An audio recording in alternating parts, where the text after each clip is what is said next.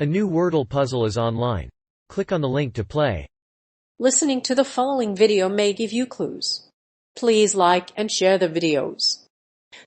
For the Bucks and Celtics, no need to make major changes ahead of Game 3. For both the Bucks and Celtics, no need to make major changes ahead of Game 3 of the series. However, it is still crucial to incorporate kicking and driving into the team's game plan. Both of these play styles create open looks for teammates and help create offense.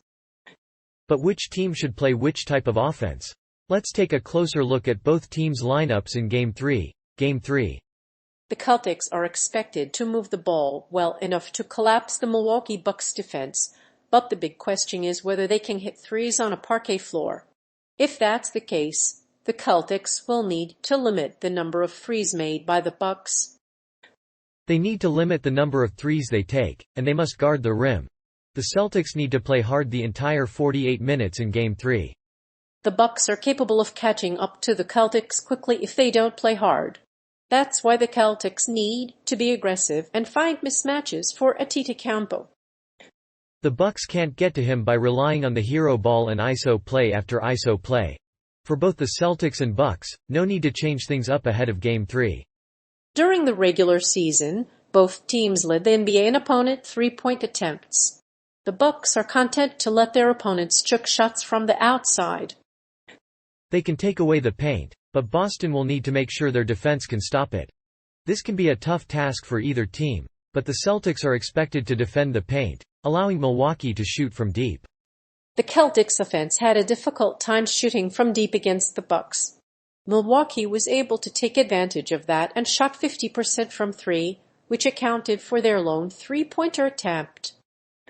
The Celtics were able to hit only 2 of 3 threes in the fourth quarter, but the team couldn't hold on to that lead. Key matchups. Both teams are playing against superstars this week, and neither team is looking to make drastic changes. Boston's strong defensive performance against Kevin Durant versus the Rockets will give the Bucks pause, but Giannis presents different challenges. Both have length, and Boston was able to contain Durant for the majority of the sweep. The Celtics should be able to impact Giannis' offense without the help of Middleton, who is likely to be out of the lineup. Boston will probably play a lineup that focuses on their guards, but the Bucks will most likely play small. They will play centers Tatum and Smart against the Celtics' wings, and they will need a balanced attack to be effective against them.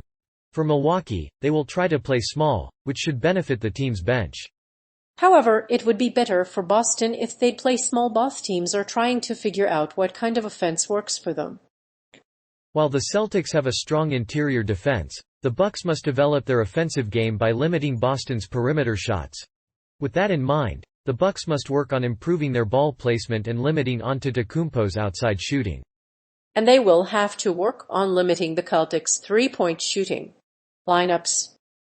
The Celtics' main defensive concern against the Bucks is defending Antetokounmpo's three-point shot, but Boston has done an excellent job containing the Bucks.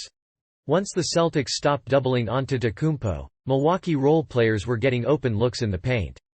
Without Antetokounmpo, Milwaukee's non-stars are shooting a dismal 32.6. Without him, both teams have holes.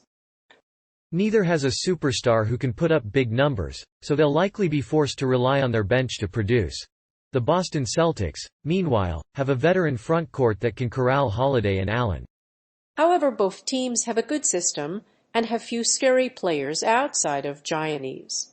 If neither team can score enough points, it will be a long series for the Bucks. If the Celtics do win, there is no reason to change the lineup. The lineup for Game 1 will consist of 5 bigs, a power forward and 2 guards. The Bucks lineup is a bit strange in that they feature 5 big men: Jason Tatum, Al Horford and Marcus Smart, and only 3 forwards. Obviously, there are no outside shooters to make the Celtics competitive, but that does not mean they should change their lineup. The Celtics' big 3 are still a very strong matchup for the Bucks.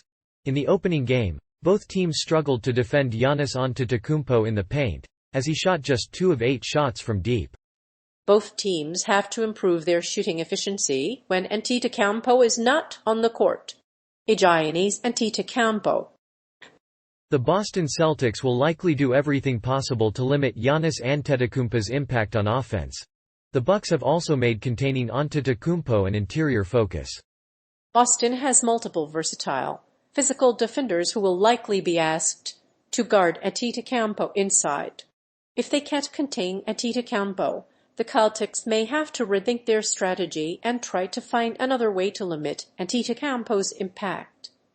The Celtics and Bucks both have plenty of depth around Giannis Antetokounmpo. Boston was able to contain Antetokounmpo against the Brooklyn Nets during the first round, but the Bucks could not double him. Giannis Antetokounmpo shot 9 minutes 25 from the field and picked up 12 assists. Boston couldn't double Antetokounmpo and had to settle for a three-pointer that wasn't close to the basket. While Antetokounmpo's shooting has improved, Boston's defense has made it hard for the Bucks to get a clean look at Giannis Antetokounmpo. Boston's defense was limiting other Bucks players to open looks, which may have forced Antetokounmpo to try to compensate for the lack of secondary scoring. While Antetokounmpo may be a questionable starter tonight, Boston's defense held him in check and the Bucks only scored 89 points. The Celtics' offense had to switch things up quickly. They'll most likely have to start making more three-point shots when they have open space. In order to compete in the NBA Finals, Boston needs to find a way to change their offensive approach quickly. Kevin Durant. Having played against the Bucks in the second round last season, Durant has a special affinity for the Boston Celtics organization. He even modeled his game after Larry Bird. They eventually met and Durant eviscerated the Bucks. The two have a special bond, and neither team is likely to change things up ahead of time. However, if the Celtics win this series, they will have a clear advantage. It may be premature to expect Kevin Durant to sign a contract with Boston, but the team has the length and depth to match the Bucks' needs. While they have Jabari Parker, Gravis Vazquez, Michael Carter-Williams, and Greg Monroe, they need an established floor general. The Celtics will also need to look for a center to complement Durant's offensive repertoire. One other team is likely to abandon their switch-everything scheme. Instead, they will scramble to match the best defenders on their opposing stars. They will try to force one-on-one basketball against Kevin Durant and Irving. Help defenders with long arms will swarm in the gaps and try to force the two superstars into contested jumpers. Both players have won games with contested jumpers and are a dangerous force in the playoffs. After a long absence due to injury, Kevin Durant will return to his old self and lead both teams' first-round matchup. With the addition of Brown and Tatum, the Celtics should lead in the series. They are a better team overall, and with Kevin Durant, they'll be even more formidable. So, what's your take on the Bucks and Celtics? Robert Williams. The Celtics would like to avoid the chaos that comes with a second-round series against the Bucks by using a veteran starter in their starting lineup. But that's not possible if their starters are out of shape. With the series starting on Sunday, there's plenty of time for Terry Williams to return to full strength. If he's out of the lineup, it would likely affect the rest of the team. The Celtics are likely to start with three bigs, White, Brown, and Antetokounmpo, in a supersized lineup. This would put two big men on Williams and Harford as the primary defenders for both big men. Then the Celtics could play a smaller lineup that features a smaller starting five to protect their perimeter scorers. A meniscus tear in the left knee isn't an immediate concern. A meniscus tear can be treated by surgery. The Boston Celtics are confident that Robert Williams will be back in 4 to 6 weeks. That would put him in the middle of the second round, where he could make an impact on the Bucks game. A full recovery timetable is unknown, but it's a positive sign for the Bucks and Celtics. If both teams are healthy and able to play their best, they shouldn't have to worry about making mistakes. Both teams have proven that they are capable of overcoming their weaknesses. A healthy Williams is the best way to win a playoff series. The Boston Celtics are still in the playoffs. If they can beat the Milwaukee Bucks, they will be the favorites.